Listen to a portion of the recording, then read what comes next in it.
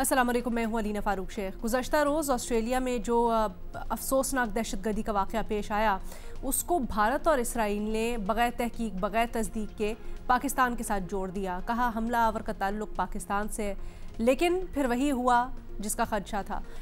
ना सिर्फ ताल्लुक़ पाकिस्तान से नहीं निकला, बल्कि उल्टा भारत से जो बाप है जो दहशतगर्दी में मुलव्विस था, उसका ताल्लुक़ निकल आया। अब इसके ऊपर भारत को साम सूंघ गया। लेकिन यहाँ पर नोट करने वाली बात यह है कि ऐसा क्यों है, हर जो वाक़या होता है दुनिया में कहीं भी, उस पर भारत पाकिस्तान से ताल्लुक़ जोड़ देता है, पाकिस्तान के ऊपर इल्ज़ाम लगा देता है। ख़ासकर दहशतगर्दी या जो तशद्दुद के वाक़यात होते हैं उसमें पाकिस्तान को बग़ैर तहकीक, बग़ैर तस्दीक मौरूद इल्ज़ाम ठहराता है। और इस बार तो इसराइल भी उसके साथ साथ था। ये जो एक रुझान हमें नज़र आ रहा है, इसके ऊपर पाकिस्तान आलमी तौर पर इस प्रोपेगेंडे को कैसे डिस कर सकता है, इस प्रोपेगेंडे के ख़िलाफ़ क्या कर सकता है, क्या हिकमत अमली होनी चाहिए, इस सब के ऊपर बात करते हैं अपने तज्ज़ियाकारों से। हमें ज्वाइन कर रहे हैं मोहम्मद अली साहब, महमूद सरफराज साहिबा, उमर चीमा साहब और मज़हर अब्बास साहब भी हमारे साथ मौजूद हैं। मज़हर साहब, आपसे गुफ्तगू का आगाज़ करेंगे। सर, आप क्या वजह समझते हैं, और दूसरा कि भारत एकदम से जो इल्ज़ामात लगा देता है, अब पाकिस्तान के पास क्या इतना सब्सटैंशियल एविडेंस कहें इसको, या इतना सब्सटैंशियल ग्राउंड कहें कि आलमी सतह पर इसके ख़िलाफ़ कुछ बात हो सकती है? क्यों नहीं हो सकती। देखिए, ये जो एक ख़ास तौर पे मोदी लेड बीजेपी का माइंडसेट है। आज एक और वाक़या हुआ, अगर आपने देखा हो कि जो हिजाब, लड़की का हिजाब खींचने की, यानी आप how can you touch her, ये तो एक बहुत सिंपल सी चीज़ है। और ये उस माइंडसेट को रिफ्लेक्ट करता है कि जो कि हमने पिछले चंद सालों में ख़ास तौर पे मोदी की गवर्नमेंट में देखा है कि इंडिया अपनी इंतहा पसंदी की इंतहा को पहुंचा हुआ है। अब ये जो वाक़या हुआ है, इसमें आप दहशतगर्दी का वाक़या कोई भी हो, दहशतगर्द कोई भी हो, एक तो ये कि आप किसी मुल्क को बराह रास्त कैसे इल्ज़ाम दे सकते हैं, किसी मज़हब को बराह रास्त कैसे उस पर बात कर सकते हैं विदाउट एनी एविडेंस। लेकिन ये बात हमने देखा है कि ये मुतवातिर होती रही है। अगर आज का हम दिन देखें तो पाकिस्तान तो एक विक्टिम रहा है।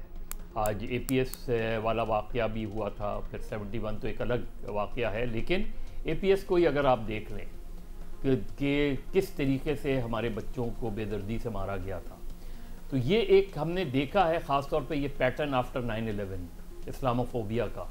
और इसके नतीजे में अगर आप देखें कि 9/11 के बाद ट्रिलियंस ऑफ डॉलर्स जो है वो वॉर अगेंस्ट टेरर पर खर्च किए गए, लेकिन उसके नतीजे में टेररिज्म, एक्सट्रीमिज़म दुनिया में बढ़ा है, कम नहीं हुआ। और उसकी वजह यह है कि ख़ास माइंडसेट के साथ जो है वो मुसलमानों को टारगेट किया गया, इर्रिस्पेक्टिव कि वो पीसफुल नेशन है, लोग पीसफुली रह रहे हैं किसी मुल्क में। कोई एक वाक़या हो जाता है, उसके नतीजे में आप पूरी कम्युनिटी को टारगेट करना शुरू कर देते हैं। तो ये एक पैटर्न रहा उसमें। लेकिन हमने इसमें एग्ज़ाम्पल देखी, जैसे न्यूजीलैंड की एग्ज़ाम्पल हमने देखी कि उधर की प्राइम मिनिस्टर किस तरीके से पहुंची थी और कितना उससे पूरा सिनेरियो तब्दील हो गया था। इसी तरह इस वाक़े में भी आप देखें कि एक मुसलमान ने किस तरीके से जान बचाई, बहुत से लोगों की जान बचाई, और उसको आज दुनिया भर में प्रेज़ किया जा रहा है। तो मेरा ख्याल है इंडिया या इजराइल जो है वो ज़ाहिर है इंडियन माइंडसेट जो है वो वही है कि ज़रा सी अगर कोई आपको स्पेकुलेटिव स्टोरी मिल जाए तो उसको इतना ब्लो अप कर दो कि वो आप पूरी कम्युनिटी को टारगेट करना शुरू कर दो, पूरे मुल्क को टारगेट करना शुरू कर दो, स्टेट को टारगेट। मेरा ख्याल है पाकिस्तान को कई फ्रंट पे इस पर काम करने की ज़रूरत है। इस पर ज़ाहिर है ऑस्ट्रेलियन जो गवर्नमेंट है उसने ख़ुद इस चीज़ का नोटिस लिया है। उनको अप्रोच करना चाहिए, UN को अप्रोच करना चाहिए कि इस्लामोफोबिया का ये जो पैटर्न है इसको यूनाइटेड नेशन स्ट्रांगली कंडेम करे। ना सिर्फ कंडेम करे बल्कि प्रैक्टिकली इस चीज़ को इंश्योर करे कि कोई मुल्क कोई भी बग़ैर सबूत के, बग़ैर एविडेंस के न किसी कम्युनिटी को टारगेट कर सकता है, न किसी मुल्क को टारगेट कर सकता है। अगर आप मुल्क का बात करते हैं तो उसमें आपको ये साबित करना होता है कि मुल्क कैसे इन्वॉल्व है। एक कोई इंडिविजुअल, फ़र्ज़ करें कोई इंडिविजुअल एक्ट भी है, तो उसमें ना वो पूरी कम्युनिटी उसमें इन्वॉल्व हो सकती है, ज़िम्मेदार हो सकती है, ना वो मुल्क ज़िम्मेदार हो सकता है। अनफॉर्चुनेटली UN ने अब तक वो रोल प्ले नहीं किया इस्लामोफोबिया को कम करने के लिए। इस्लामोफोबिया के हवाले से जो एक पैटर्न हमने देखा दुनिया भर में, उसको काउंटर करने के लिए। लेकिन खुद इंडिया में ये बहुत ज़रूरी है कि इंडियन सिविल सोसाइटी इसके ऊपर खड़ी हो। इंडियन ऑपोजिशन तो चलें पॉलिटिकल माइलेज हम कह सकते हैं, लेकिन असल चीज़ ये है कि इंडिया के पढ़े लिखे लोग, इंडिया के राइटर्स, इंडिया के इंटेलेक्चुअल, इंडिया की सिविल सोसाइटी को इस पैटर्न को डिस्करेज करना चाहिए। खुद इंडिया के लिए, इंडिया की अपनी जो है सोसाइटी के लिए बहुत इम्पॉर्टेंट है। तो मेरा ख्याल है पाकिस्तान बहुत से फ्रंट पे काम कर सकता है और बहुत सीरियसली काम करना चाहिए। हमने अनफॉर्चुनेटली अब तक उस तरीके से संजीदगी दिखाई नहीं है। अच्छा, उमर चीमा साहब, इससे इत्तेफाक करते हैं कि पाकिस्तान की जो स्ट्रैटेजी या एफिशिएंसी है इस चीज़ में, जैसे मदद साहब कह रहे हैं, वो लैक की है। दूसरा, भारत तो चले ऑब्वियस रीजंस के लिए समझ आता है, लेकिन इस पाकिस्तान मुखालिफ प्रोपेगेंडे में इसराइल क्यों है और बार बार क्यों पाकिस्तान मुखालिफ प्रोपेगेंडा करता है? लीना मजहर साहब ने जो बात की है बिल्कुल दुरुस्त की है। खासतौर पे जो स्ट्रेटजी के पॉइंट पे हम बात करें तो इसी तरह के जैसे झूठ पूरी दुनिया में फैल जाता है और हम अभी जूते पहन रहे होते हैं, हमें बाद में पता चलता है, फिर हम अपने लोगों को कायल करने की कोशिश कर रहे होते हैं। देखें जो अभी सूरत हाल चल रही है, अभी जो एक कन्वेंशनल वेपन्स हैं या कन्वेंशनल वारफेयर है, उससे ज्यादा ये प्रोपेगेंडा वारफेयर उससे ज्यादा इंपॉर्टेंट हो गई है। अब ये परसेप्शन की बात है कि आपने एक परसेप्शन क्रिएट कर दी, वो लोग जब वो ज़हन बना लेते हैं तो आप उनको बताते रहें कि ये बात गलत है, वो आप पर शक करना शुरू कर देते हैं। उनको लगता है जी कि आप कहीं कॉम्प्रोमाइज हो गए हैं। हम एक डेंजरस टाइम से गुजर रहे हैं। ये जो लोगों के ज़हन शादी हो रही है, ये बहुत ज्यादा इवन पाकिस्तान के अंदर लोगों का एक पाकिस्तान बनाया जाता है। और इस काम में हमें इंडिया से ये तवक्को नहीं करनी चाहिए कि इंडिया पाकिस्तान के खिलाफ ये काम नहीं करेगा। हमें इसराइल से ये तवक्को नहीं करनी चाहिए कि इसराइल पाकिस्तान के खिलाफ नहीं करेगा। हमें अपना यानी कि अपना जो है हमारे पास एक प्रीएम्प्टिव अप्रोच होनी चाहिए। हमारे यहाँ जो है एक स्ट्रेटजिक लेवल पे कम्युनिकेशन होनी चाहिए। जो ही इस तरह की यानी कि उनको ये इसी तरह के जैसे आपके कुछ फाइटर जेट्स हैं, वो उनमें से कुछ जो है वो हर टाइम स्टार्ट खड़े होते हैं कि किसी जगह से अगर कोई रडार पे कोई जहाज आ गया तो इधर से ये भी उड़ जाते हैं। तो मैं तो ये समझता हूँ कि हमें प्रोपेगेंडा फ्रंट पे इस लेवल पर एक हाइपर विजिलेंट होना पड़ेगा, क्योंकि जब तक वो बात फैल जाती है और आप बाद में दिफा कर रहे होते हैं, आपके आधे लोग जो है वो आप पर ही शक करना शुरू हो जाते हैं। तो इस काम के लिए इनके आपके पास स्क्रीन जो है इनके पास कोई रिसोर्सेज की मैं नहीं समझता कोई कमी है। तो खास तौर पे आपने जिनको आप समझते हैं कि होस्टाइल कंट्रीज हैं या ऐसे मीडिया आउटलेट्स कि जो जिनका एक ट्रेंड चल रहा है, पैटर्न चल रहा है पाकिस्तान मुखालिफ प्रोपेगेंडा फैलाने में, वो आपको आपके रडार पर होने चाहिए। जो ही उधर से कोई चीज आए आप अपना इंटरनली चेक कर लें और उसके बाद फौरन अपने अलर्ट पे आ जाए और बताएं कि ये बात किस तरह फैलाई जा रही है। मसलन अगर हम इस केस की मिसाल लें, ये जो लड़का जब इसका नाम आया, नवीद अकरम का नाम आया और इस पे सबसे पहले जो एक इजरायली न्यूज़पेपर है या एक न्यूज़ वेबसाइट है, उन्होंने वो बात फैला दी कि वो कहीं पाकिस्तानी यूनिवर्सिटी से पढ़ा हुआ है, तो इसका मतलब है कि वो पाकिस्तानी है। पाकिस्तान में उस टाइम ये चीजें चेक हो चुकी थी, नादरा के रिकॉर्ड से चेक हो चुका था, पासपोर्ट के रिकॉर्ड से चेक हो चुका था। मैं आपको बताऊं कि इवन मेरे ज़हन में एक क्वेश्चन आ रहा था कि हो सकता है कि कोई ऐसा ना हो क्योंकि वो अपने शक्लो सूरत से या अपना नाम यानी कि इस पे बड़ी प्लॉजिबिलिटी थी जी कि कहीं ऐसा तो नहीं है कि इधर से वो बंदा, तो इन्होंने यहाँ तक भी चेक कर लिया था और इनके पास रिकॉर्ड मौजूद है कि वो अफगानी जिन्होंने जैली पासपोर्ट बनवाए, यानी जिनके पास नादरा से उन्होंने पहले जैली शनाख्ती कार्ड बनवाए, उसकी बुनियाद पे पासपोर्ट बनवाए, वो भी रिकॉर्ड इनके पास है कि जब ये कोई एक सर्च रन करते हैं, किसी बंदे का नाम चेक करते हैं, तो उसमें वो भी आ जाते हैं कि जिन्होंने कोई जो अफगानिस्तान के हो और उन्होंने कहीं माजी में कोई इस तरह का कोई फेक आइडेंटिटी अपनी क्रिएट की हो। तो जब आपके पास इतना सारा मवाद है, इवन कि जब हमारे मैनुअल शनाख्ती कार्ड बनते थे उस टाइम जिन लोगों ने ट्रेवल किया हुआ है वो रिकॉर्ड तक भी मौजूद है। तो जब आपके पास इतनी ज्यादा चीजें हैं, आपको ज्यादा ऑर्गेनाइज तरीके से और कतई अंदाज में सामने आ जाना चाहिए था, बजाय इसके कि 2-3 दिन गुजरे और हम जो है उसको फाइट आउट करते रहे कि नहीं है, और आधे लोग आप पर शक कर रहे हो कि शायद जो है हम चाह रहे हैं कि किसी तरह इसका को पाकिस्तान के साथ लिंक ना जोड़ा जाए। तो इन चीजों को जब जिन लोगों को शुरू में ही आइडिया था, उनको इसका एक इफेक्टिव तरीके से रिस्पांस करना चाहिए था, ताकि किसी किस्म के शकूक शुबात ना सर रहे। बड़ी अहम आपने तो शानदाही कर रहे हैं। कल भी मैंने इस चीज़ के ऊपर बात की थी। इससे मिसाल हम या ले सकते हैं इंस्पिरेशन EU की जो डिसइंफो लैब है, जिस तरह से वो बड़ी मुनज़्ज़म तरीके से काम करते हैं। पर जल्दी से मुख्तसर वक्त है तो ये बता दें, पाकिस्तान अब आलमी सतह पर क्या कर सकती है? क्या आप समझते हैं, जिस तरह मदद साहब ने कहा, मुख्तलिफ फोरम्स पर जाए, इस मामले को उठाए, या फिर डिजिटल मीडिया में ही सिर्फ अप्रोच अपनी रखे? देखिए, जब मुख्तलिफ फोरम पे बात हम करते हैं, अगर हम ऑस्ट्रेलियन मीडिया की बात करें, ये बातें उधर से भी तो चली है ना, तो हमारा जो एक स्मार्थफोन है उधर, उसको भी हाइपर एक्टिव होना चाहिए था इस मामले पर। मेरा ख्याल है कि ये जो एपिसोड है, ये एक लर्निंग के हवाले से है कि हम फ्यूचर में इसका क्या काउंटर क्या कर सकते हैं। बाकी जो है, ये एक डिसइंफॉर्मेशन हमारे दौर का एक बड़ा एक फिनोमेना, एक कॉमन फिनोमेना हो गया है। तो लिहाजा कोई ऐसी चीज आउट ऑफ रूटीन नहीं हो रही, आए दिन किसी ना किसी के साथ हो रहा होता है।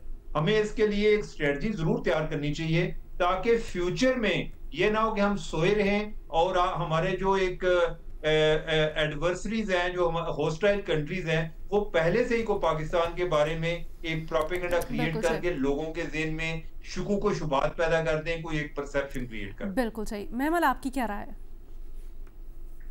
देखिए ना, पहली चीज़ तो ये है कि जो इज़राइल और इंडिया की गठजोड़ में, ये खाली उनके कोई मीडिया का गठजोड़ नहीं है। आप देखें कि मोदी रजीम और नेतन्याहू रजीम जो है, उन दोनों की सोच और उनकी पॉलिसी का भी गठजोड़ है, क्योंकि वो सेम है। वो एक एंटी मुस्लिम पॉलिसी है दोनों की, वो ज़ायनिस्ट हों या हिंदुत्वा के लोग हों। तो आप अगर उनका इवन सोशल मीडिया देख लें, उनका मीडिया देख लें, उनकी रिजीम्स देख लें जो वहाँ पर हैं, उनकी सारा का सारा जो है प्रोपेगेंडा वॉर्स और हर चीज़ उनकी अलाइंड होती है।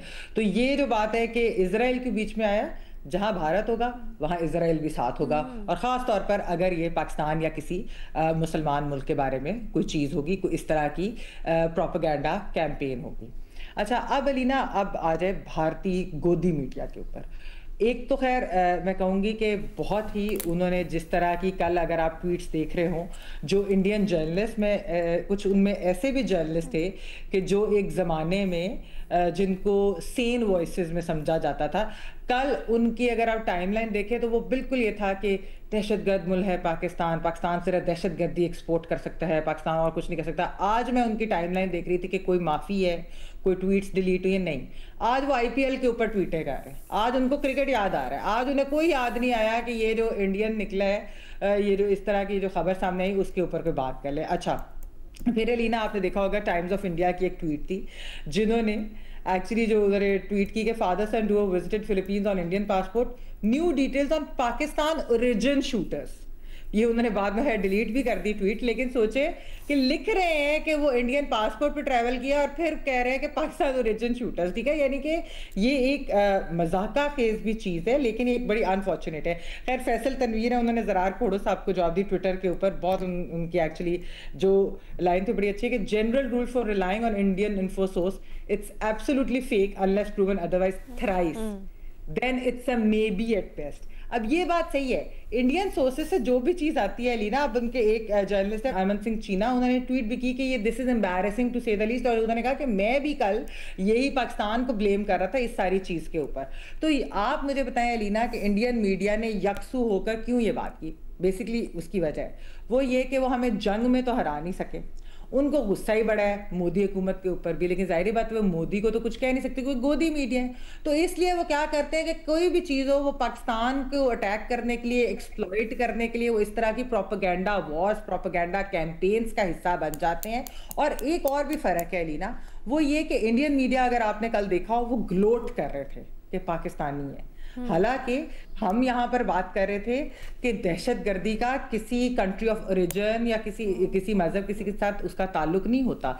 लेकिन इंडियन मीडिया कि इस बात पर कि वो शायद पाकिस्तान ओरिजिन का हो, वो उसके ऊपर ग्लोट कर रहे थे। और हाँ, आज पाकिस्तान के अंदर अगर आप ट्वीट्स या वैसे देखें तो यहाँ पर लोग कह रहे हैं कि अब बेचारे इंडियन मुसलमानों की मज़ीद शामत आएगी, उनकी मज़ीद कमबख्ती है मोदी के हिंदुत्व हिंदुस्तान के अंदर, क्योंकि वो इंडियन निकल आया है उसका ओरिजिन। तो ये जो चीज़ें, ये एक डिफरेंस है। हाँ, पाकिस्तान को इसके ऊपर अलीना क्या करना चाहिए? देखिए, पहली चीज़ तो ये है कि मेरे ख्याल में इंडियन मीडिया जिस तरीके से एक्सपोज हुआ है, ना सिर्फ ये कि मई से लेकर अब तक, मैं कहूँगी कि उनकी क्रेडिबिलिटी तो बिल्कुल ज़ीरो हो गई। जिस तरह वो जो मैंने ट्वीट पढ़ के सुनाई है कि 3 दफ़ा भी आप चेक कर लें फिर भी यकीन ना करें उनके ऊपर, फिर भी वो मे बी ही होगा अगर इंडियन सोर्स से कोई खबर आ रही है, क्योंकि उनकी क्रेडिबिलिटी अब रह ही नहीं गई।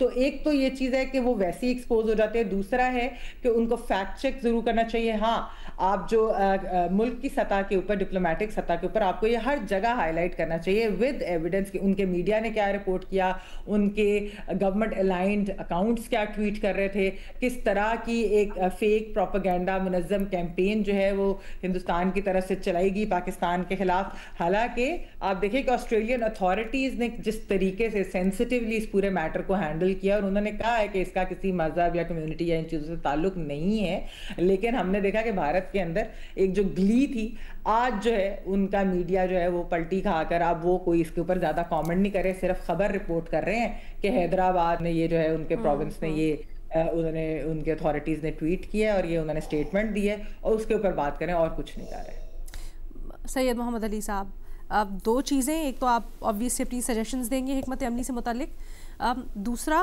क्या आप भी यही समझते हैं कि पाकिस्तान का रिस्पांस कदरे सुस्त है डिसइंफॉर्मेशन और फैक्ट चेकिंग से मुतालिक? जी बिल्कुल, मैं समझता हूँ कि इसमें उमर भाई ने बिल्कुल ठीक कहा कि हमें बहुत ज़्यादा मुस्तैद रहने की भी ज़रूरत है, चौकन्ना रहने की भी ज़रूरत है और तैयार रहने की भी ज़रूरत है। लेकिन सबसे इम्पॉर्टेंट बात अलीना, फ्रैंकली स्पीकिंग, ये है कि जिस तरह कुरान मजीद में आता है कि क्या जानने वाला और ना जानने वाला बराबर हो सकते हैं, तो ऑब्वियसली बराबर नहीं हो सकते।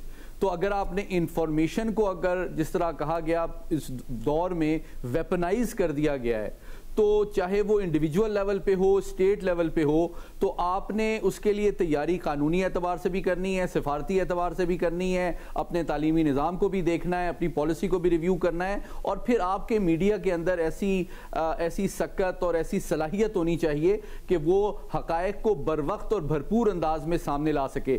जो मई के अंदर बुनियानुल मरसूस में हमने पूरे आलमी मीडिया ने पाकिस्तान का पर्सपेक्टिव कैरी क्यों किया? क्योंकि हम हकीकत बता रहे थे, ट्रांसपेरेंट थे, टाइमली और फैक्ट बता रहे थे, इसलिए भारतीय मीडिया का जो पर्सपेक्टिव आपको कहीं नजर नहीं आया। और मैं क्विकली कुछ नई चीजें जो सामने आई हैं, जो बड़ी इंपॉर्टेंट ग्लोबल इंटरेस्ट की हैं, वो इस हवाले से आपसे शेयर करना जरूरी समझता हूं। देखिए, ये जो साजिद साहब हैं, जो वालिद हैं, उन्होंने ना सिर्फ 3 साल पहले भारत का दौरा किया था, हैदराबाद वो गए थे, बल्कि जो पिछले माह वो इस हमले से 1 महीना पहले फिलीपीन गए थे। ये बहुत मैं समझता हूं तशवीशनाक बात है। फिलीपीन का मैं आपको बताना चाहता हूं कि अक़वाम मुत्तहिदा की सिक्योरिटी काउंसिल के रिकॉर्ड के मुताबिक जो अबू सयाफ ग्रुप है दाइश का, वो आलमी दहशतगर्द तंजीम के तौर पे रिकॉग्नाइज है अक़वाम मुत्तहिदा की सिक्योरिटी काउंसिल के तहत, और 4 सिक्योरिटी काउंसिल की रेजोल्यूशन उस पर मौजूद हैं, 1822, 2253, 1989 एंड 1267। और मैं आपको बताऊं कि उनका असर रसूख जनूबी फिलीपीन में इतना ज़्यादा है कि उसके ऊपर एयरफोर्स तक यूज़ करनी पड़ी है फिलीपीन को कई दफ़ा, और पिछले 25 साल में 40 बड़ी दहशतगर्दी की कार्रवाइयों में वो लोग मुलविस पाए गए हैं। और सबसे तशवीशनाक बात यह है कि अबू सयाफ ग्रुप को डायरेक्टली अक़वाम मुत्तहिदा की सिक्योरिटी काउंसिल के रिकॉर्ड के मुताबिक जो उसामा बिन लादेन के बरादर निस्बती हैं जमाल खलीफा, डायरेक्टली उनसे फंडिंग आती थी। तो इस वक्त नेक्सस सिर्फ इंडिया और पाकिस्तान की इंफॉर्मेशन वॉर का मामला नहीं है, बल्कि इस वक्त हकीकत मैं ये सामने रख रहा हूं कि एक भारतीय शहरी जो है, जो डायस्पोरा के गार्ब में, के ढोंग में आलमी दहशतगर्दी को फैलाने, उसकी सहूलतकारी करने और उसमें इस्तेमाल होने में मुलविस पाया गया है। तो ये वो हकीकत है जिसको हमारे मीडिया को, हमारे सिफारतकार को, हमारी क़यादत को दुनिया के सामने फैक्ट की बेसिस पे, हक़ाइक़ की बेसिस पे रखने की ज़रूरत है। इसमें सिर्फ हमने अपना दिफा नहीं करना कि हमारे ऊपर इल्ज़ाम लग रहा है, बल्कि लॉजिक, फैक्ट और इंफॉर्मेशन की बेसिस पे अपनी आवाम को भी मुतला करना है, आलमी इदारों को भी करना है और आलमी बरादरी को भी करना है। और मैं समझता हूँ हमें कॉन्फिडेंस के साथ ऑस्ट्रेलिया की गवर्नमेंट के साथ भी ऑफर करना चाहिए कि अगर हम किसी भी तरह आपको हमारा ताउन दरकार है तो हम आपकी सपोर्ट करने में तैयार। हमारा चूंकि तजुर्बा बहुत ज़्यादा है काउंटर टेररिज्म के हवाले से, आपको सपोर्ट चाहिए, तजुर्बा चाहिए, जॉइंट एक्सरसाइजेस चाहिए, तो हम गुडविल और कॉन्फिडेंस के साथ आपके साथ भी ताउन कर सकते हैं। तो ये तमाम पहलुओं को एक हमाजहत हिकमत अमली के तहत मैं समझता हूं हमें कंसिडर करके उस पर अमल दरामद करना चाहिए। और सर ये भी कहिएगा, बल्कि सारे पैनल के लिए सवाल है, हम देखते हैं चाहे भारत का मीडिया हो, लेगेसी मीडिया, सोशल मीडिया, वहाँ से जो पाकिस्तान मुखालिफ इल्ज़ामात लगाए जाते हैं, क्या कोई ऐसा तरीका है कि पाकिस्तान इसके ऊपर माफ़ी का मुतालबा कर सकता है या कह सकता है कि अपने इल्ज़ाम जो आपने गलत लगाया है उसकी अपोलोजाइज़ करें, उसकी भरपाई के लिए या कुछ करें? ऐसा कोई मैकेनिज्म किसी आलमी फोरम के ऊपर है? देखें, मैं इसका मुख्तसर जवाब दे देता हूं कि देखें, अपॉलॉजी वगैरह जो है ना, इसकी कोई हकीकत नहीं है और ये हकीकत पसंदाना तवक्को भी नहीं है। आपने हकायक को बरवक्त और भरपूर अंदाज में टाइमली और क्लियरली दुनिया के सामने रखना है, मीडिया के सामने भी, सफारतकारी के सामने भी, कानूनी फोरम्स पे भी और अपनी आवाम के सामने भी। ठीक है जी, इंफॉर्मेशन की जी, इंडियन मीडिया से आप क्या अपॉलॉजी एक्सपेक्ट करेंगे? वो इतने शेमलेस हो चुके हैं, वो जिस ढिठाई से वो फेक न्यूज और झूठ और प्रोपेगेंडा फैलाते हैं, वो उसके ऊपर क्यों माफी मांगेंगे? मतलब उनकी तो ये ऑफिशियल पॉलिसी अब बन गई है कि अपने एम्बैरेसमेंट छुपाने के लिए वो अपने लोगों से बेसिकली झूठ बोल रहे हैं और वो ये नफरत अंगेजी कर रहे हैं। ये एक पाकिस्तान के खिलाफ भी प्रोपेगेंडा था और एक ये इस्लामोफोबिया भी जो है, जो कि एक मोदी रिजीम की जो है वो पॉलिसी है, वो उसको भी प्रोपेगेट करता है। तो ये वाली चीज ठीक है, और ये बात मोहम्मद अली साहब की बहुत, बल्कि उमर चीमा साहब ने भी इसको अपने तरीके से कहा कि इंफॉर्मेशन या डिसइंफॉर्मेशन जहां पर फैलाई जा रही हो, इंफॉर्मेशन को एक हथियार के तौर पर जहां पर इस्तेमाल किया जाए, गलत इंफॉर्मेशन को, वहां पर शायद उसका मुकाबला सही फैक्ट्स, सही इंफॉर्मेशन और उसको बर वक्त लोगों तक पहुंचाने से ही हो सकता है। विद दैट एक छोटी सी ब्रेक लेते हैं, ब्रेक के बाद वापस आते हैं। आप लोगों ने जो सवाल भेजे बड़े दिलचस्प हैं, आज उनको प्रोग्राम का हिस्सा बनाते हैं।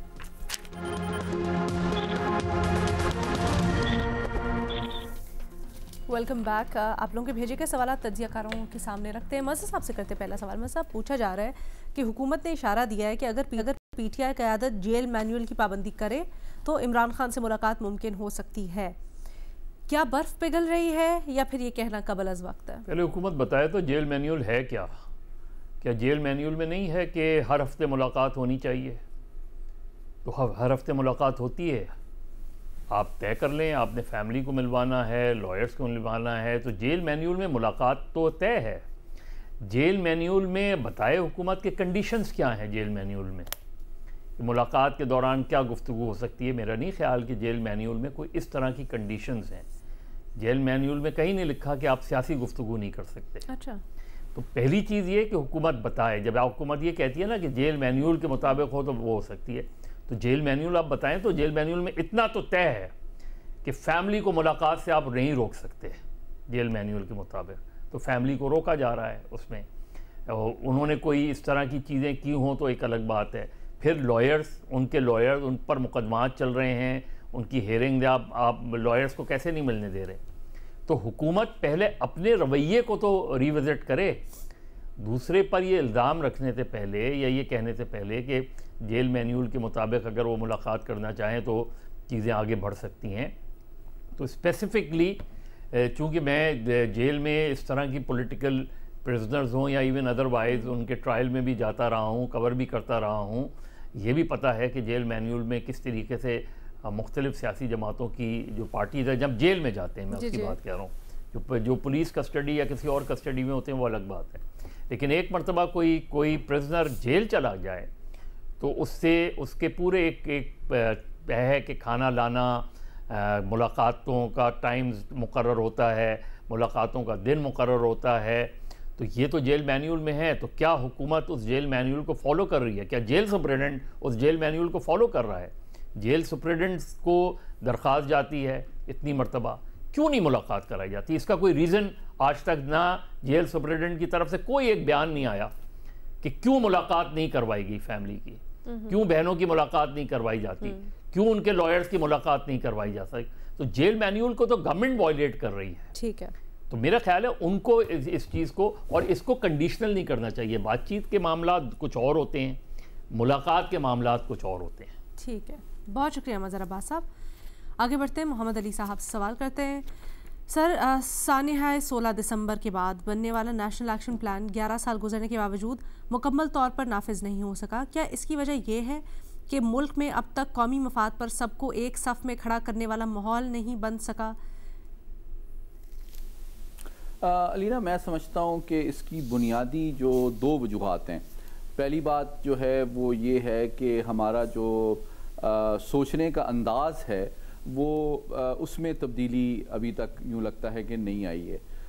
जो सिविलियन मामलात हैं या सियासी जमातों के या हुकूमतों के करने के हैं, वो रवायती अंदाज में सोचते हैं कि भाई ये दहशतगर्दी का मुकाबला करना, लड़ना वगैरह, ये सब तो फ़ौज के काम है, ये तो सिक्योरिटी का काम फ़ौज का है, हमारा काम तो सियासत करना, गवर्नेंस करना, तरक्की करना ये है। तो वो एक तो ये वो समझते हैं कि सिक्योरिटी का सारा मामला फ़ौज ने संभालना है, हमारा कोई इससे लेना देना नहीं है। दूसरी बात, किसी हद तक मफादात का टकराव भी शामिल है, क्योंकि जो देखें, जो मिसाल के तौर पे मदरसा रजिस्ट्रेशन है, तो मदारिस की रजिस्ट्रेशन करने में क्या अमल माने है? देखें, ये मेरी राय है कि एक शख्स जो है कोई भी फलाही इदारा खोलता है, वो हस्पताल है, डिस्पेंसरी है, मदरसा है, बुनियादी तौर पे वो एक NGO है, नॉन गवर्नमेंटल ऑर्गेनाइजेशन है, चाहे वो दीन के डोमेन में काम कर रही है, सेहत के डोमेन में, तालीम के डोमेन में, वुमेन राइट के डोमेन में। तो अगर उसको SECP के अंडर रजिस्टर करते हैं आप NGO को, और इतनी सख्त उस पर ओवरसाइट होती है, ऑडिट करवाना है, टैक्स देना है, रिटर्न जमा करानी है, तो मुझे बताएं, हमारे जो मदारिस हैं वो भी तो रिलीजियस NGO ही है ना, बेसिकली एक नॉन गवर्नमेंटल ऑर्गेनाइजेशन है जो यतीमों को फ्री तालीम दे रही है। तो उनको हम SECP के अंडर क्यों नहीं लेके आते? उनके ऊपर ऑडिट की रिक्वायरमेंट, फॉरेन फंडिंग को डिस्क्लोज करना और उसके करिकुलम को रिव्यू कराना और वहाँ के लोगों का मतलब गैर पुरअमन रहना, ये जो चीज़ें हैं, उनके टैक्स का रिकॉर्ड, ये तमाम चीज़ें उनको देने से क्या चीज़ माने है? मैं समझता हूँ सियासी सतह पे एक तदब्बर और एहसास की भी ज़रूरत है कि हमें तमाम दियान, तमाम मकातब फ़िक्र और उलमा का एहतराम है, लेकिन उनकी जानिब से भी ये तवक्को की जानी चाहिए कि वो मुल्क के आईन और कानून का भी एहतराम करें और उसके ज़ाब्ते को फॉलो करें, ताकि हम अपने घरों मोहल्लों को दहशतगर्दी के जो ख़तरात हैं और जो काली भेड़ें हैं उनसे पाक कर सकें। सर, क्योंकि आपने अपने पहले हिस्से में ये कहा कि शायद सिविलियंस को की ये राय है या वो समझते हैं, उनकी अभी सोच है कि सिर्फ काइनेटिक ऑपरेशन और वो ये सारी जिम्मेदारी सिक्योरिटी की इस्टेब्लिशमेंट की है या फ़ौज की है। लेकिन मुतअद्दिद बार इसका पार्लियामेंट के फ्लोर पर भी इजहार हुआ, मुतअद्दिद बार इसको डिस्कस करने की ख्वाहिश भी हुई, लेकिन ये क्यों नहीं हो पाता? इसके ऊपर भी ज़रा बताएं। ये सिर्फ सोच का तो कभी नहीं हो सकती? अगर ऐसा होता तो फिर पार्लियामेंट के फ्लोर के ऊपर ये ना कहा जाता कि आप पॉलिसी डिस्कस करें, अगर रिव्यू की कोई ज़रूरत है तो वो करें। जी बिल्कुल, देखें, मैं यही बात कह रहा हूँ कि पॉलिसी तो आपने बना दी, नेशनल एक्शन प्लान तो सिविलियंस ने बनाया है, लेकिन उस पर अमल दरामद भी फिर सिविलियन ने करना है ना, कि मदारिस को रजिस्टर करना है या दूसरे जो मामलात हैं, काउंटर टेररिज्म डिपार्टमेंट की कैपेसिटी बिल्डिंग करनी है या उनकी सलाहियत को इम्प्रूव करना है। तो इन चीज़ों पे इन्वेस्टमेंट क्यों नहीं हो रही? क्योंकि उसमें ना सिर्फ ये कि मैं समझता हूँ किसी हद तक वो इसको फ़ौज के मामलात या एस्टेब्लिशमेंट के मामलात समझते हैं, दूसरा वो समझते हैं कि इसमें किसी हद तक उनके मफादात पे भी हरफ आएगा। और कुछ कॉन्स्टिट्यूंसी पॉलिटिक्स भी हैं, क्योंकि देखिए दीनी जमातें हमारे पार्लियामान का भी हिस्सा हैं, जो कि एक अच्छी बात है, लेकिन अगर वो पार्लियामान का हिस्सा हैं, पॉलिसी बनाने और पॉलिसी को रिव्यू करने में वो जमहूरी रवायात के मुताबिक शामिल भी होती हैं, तो फिर उसके अमल दरामद के रास्ते रास्ते में क्यों रुकावट बनती हैं, वो वहां पे क्यों वो आईन, कानून और जमहूरी तकाज़ों के साथ नहीं खड़ी होते, क्यों हमारी दीनी जमातों का ऑडिट नहीं होता, क्यों ये डिस्क्लोजर की रिक्वायरमेंट नहीं है कि फॉरेन फंडिंग आ रही है तो बताएं, या आपके पास जो बच्चे हैं वो कहां से आए हैं, क्या इसमें इलीगल इमिग्रेंट्स या अफगान नेशनल्स तो नहीं है, ये बातें आपको बताने में क्या मामला माने है। तो इन चीजों में मैं समझता हूं कि दीनी जमातों से भी इंगेजमेंट करने की जरूरत है कि आपका एहतराम अपनी जगह, लेकिन कानून और आइन के मुताबिक चलना आपकी हवाले से भी एक्सपेक्टेशन है। सर आपका पॉइंट आ गया, छोटी सी एक ब्रेक ले बाद वापस आते हैं।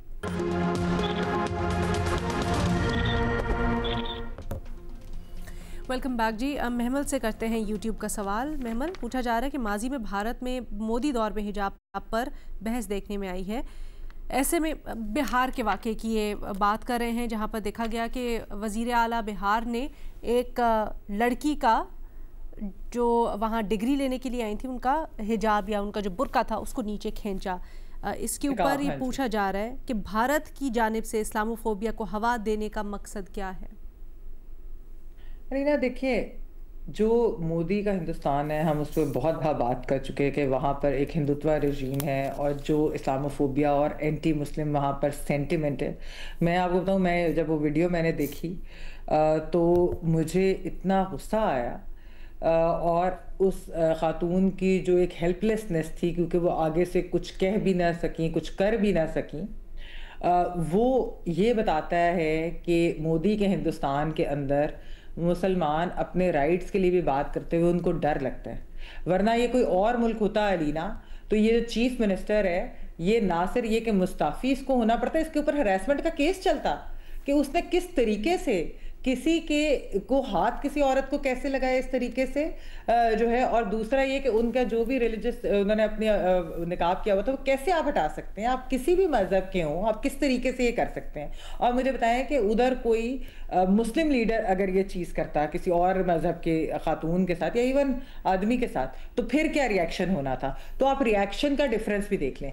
ओवरऑल मैं कहूँगी कि बहुत एक ये अनफॉर्चुनेट, हमारे सामने ये पूरे की पूरी जो चीज़ है एक्सपोज हुई है, किस तरीके से इंडिया के अंदर जो वो बड़े सेक्युलरिज्म की बात करते थे और ये कि वो सेक्युलर है, लेकिन असलियत जो है कि वहाँ पर जो एक एंटी मुस्लिम सेंटिमेंट है वो बड़ा ही क्रूड तरीके से खुल कर सामने आ रहा है। लेकिन मैं फिर भी ये कहूँगी कि अरीना, इनके मुस्ताफ़ी होने की एक पूरी कैंपेन होनी चाहिए और इनको इस्तीफ़ा भी देना चाहिए और इनके ऊपर केस भी होना चाहिए। जब तक कोई अकाउंटेबिलिटी ऐसे एक्शंस की नहीं होगी तो मोदी के हिंदुस्तान में ऐसी चीज़ें ऐसे ही चलती रहेंगी। और ये इंटरनेशनल कम्युनिटी की तरफ से भी और ह्यूमन राइट्स ऑर्गेनाइजेशन और इन सब की तरफ से भी इसके ऊपर प्रेशर आना चाहिए। बहुत शुक्रिया महमल। उमर चीमा साहब, आपसे पूछा जा रहा है, खैबर पख्तूनख्वा हुकूमत ने भंग की काश्त को कानूनी बनाने, लाइसेंस जारी करने, एक्साइज ड्यूटी आयद करने पर गौर शुरू किया है, आपकी राय? बहुत अच्छा फैसला है। एक ओवरऑल बहुत सारे लोग इससे मुस्तफीद हो सकते हैं। एक खुश रहना हर इंसान का एक बुनियादी हक है। आप क्यों इतना हंस के ये बता रहे हैं? मैं तो अगर इतना अच्छा फैसला आप मुस्कुरा के क्यों बता रहे हैं, ये बताएं मुझे। नहीं देखिए, इनके ओवरऑल रहने के लोग खुश होंगे ना, इनके ये जो सुनने वाले हैं वो भी खुश होंगे, जो इस्तेमाल करने वाले हैं वो भी खुश होंगे और हुकूमत जो है, हुकूमत को फायदा होगा कि एक तो उनका टैक्स रेवेन्यू बढ़ेगा। और ऑन अ सीरियस नोट, जो कि खुश होके नहीं बताने वाली बातें वो ये है कि अदरवाइज अच्छी बातें हैं, वो इससे इसकी बहुत ज्यादा एक यूटिलिटी है। हमने तो एक भंग को बड़ा एक गैर संजीदा तौर पे लेते हैं जिनकी बात सही है, एक नशे के तौर पे इस्तेमाल होती है। अदरवाइज इसकी बड़ी यूटिलिटी है, मेडिसिन के हवाले से यूटिलिटी है, इसकी कोई एक्सपोर्ट हो सकती है, उससे रेवेन्यू जनरेट हो सकता है। और इनके ओवरऑल जो एक जमींदार लोग हैं, लैंड ओनिंग हैं, इनके उनको भी इसका एक फायदा होगा कि एक ऐसी कैश क्रॉप जो है इनकी उसकी एक अफादियत बढ़ रही है। जब वो एक लीगल फ्रेमवर्क में आ जाती है तो फिर उनके लिए जो मसाइल पहले पैदा होते थे वो नहीं होंगे। तो ओवरऑल मेरा है कि that is a welcome step. Imran Khan के टाइम से ये चीज चल रही है, उस टाइम से कर रहे थे और मेरे ख्याल पीटीआई के मंशूर का भी हिस्सा है कि बंक को हमने लीगलाइज करना है और जो इनके इसको आगे एक प्रॉफिटेबल और एक्सपोर्टेबल कमोडिटी के तौर पे प्रमोट करना है, तो मेरे ख्याल वो इस सिलसिले में काम कर रहे हैं और ये अच्छी बात है। सर वैसे ये on a very serious note, ये दुनिया में इससे जो तेल बनता है CBD ऑयल, उसको मेडिसिनल पर्पसेस के लिए इस्तेमाल किया जाता है, होलिस्टिक वेलनेस में बड़ा इस्तेमाल होता है, मुख्तलिफ जो मसल्स की पेन्स ये वो सब कुछ। लेकिन मुझे एक चीज़ बताएं, इसका एक और पहलू भी है। कुछ अर्सा पहले अभी DGIPR ने एक प्रेस कॉन्फ्रेंस की और इंकशाफ किया कि बहुत सी जो खैबर पख्तूनख्वा में काश्त हो रही है पॉपी की, उससे भत्ता आता है या वो दहशतगर्द तंजीमों में इस्तेमाल हो रहे हैं। क्या आपको लगता है कि इसको लीगलाइज करने से या इसके ऊपर चेक एंड बैलेंस से बेहतरी होगी उस एस्पेक्ट में? अलीना देखिए, बहुत सारी चीजें हैं कि उनका गलत इस्तेमाल भी होता है, लेकिन वो चल रहा है सोसाइटी में। अभी अगर इसको लीगलाइज करने का भी प्रोसेस चल रहा है, तो इससे पहले भी कहीं ना कहीं से तो भत्ता आ रहा है ना। तो अगर आप अपने एक इन्फोर्समेंट के मैकेनिज्म को बेहतर कर सकते हैं, आपको ये कोशिश करनी चाहिए कि इसका गलत इस्तेमाल ना हो। हाँ, ये नहीं होना चाहिए कि हम जो है इस गलत इस्तेमाल के डर से वो काम ही ना होने दें। नहीं, मैं एग्जैक्टली आपसे यही पूछना चाह रही हूँ कि आपको लगता है कि लीगलाइज होने से उसका जो गलत इस्तेमाल है या जो इसके ऊपर दीगर इसके साथ एसोसिएटेड मसले मसाइल हैं, उनमें कमी आ सकेगी? लीना, मेरा नहीं ख्याल कि कमी आएगी, लेकिन मैं तो ये कह रहा हूँ ना कि अगर ये तो एक बिल की बात है गवर्नमेंट की कि अगर वो इस तरफ कुछ स्टेप्स ले रहे हैं, तो ऑब्वियसली उन्होंने साथ ये भी सोचा होगा कि अगर इसका कोई मिसयूज होता है तो हमें क्या करना चाहिए, किस तरह से करना है, कर्ब करना है। ठीक है, ठीक है जी। तो उम्मीद है कि वो इस हवाले से भी कुछ साथ इस पहलू पर भी गौर करेंगे, ताकि अगर वो मिसयूज इसका बढ़ता गया तो इसका मतलब है इसको फिर बैन करना पड़ेगा। ठीक है जी, थैंक यू सो मच साहब, और इजाज़त दें, अल्लाह हाफिज़।